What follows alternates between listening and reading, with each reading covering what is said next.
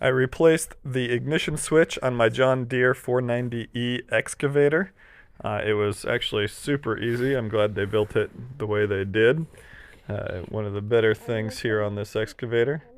Uh, Basically, the switch here was kind of gummed up and wasn't turning properly.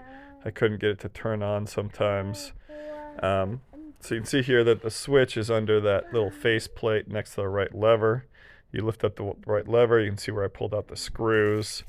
Uh, and then here is the Here's the replacement I bought. replacement. Kind I of a don't cheap know why these Chinese copper knockoff. So dealies those aren't little put in there straight. copper prongs aren't in the right spot. Cheap I Chinese moved them around, knockoff deal, I and guess. arranged them so it would go in a little bit better. We'll see if it fits and Um, works.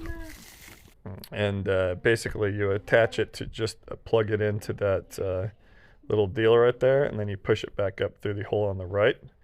You can see how it plugs in right there. Easy as pie to install, and I think pretty much anyone can do it.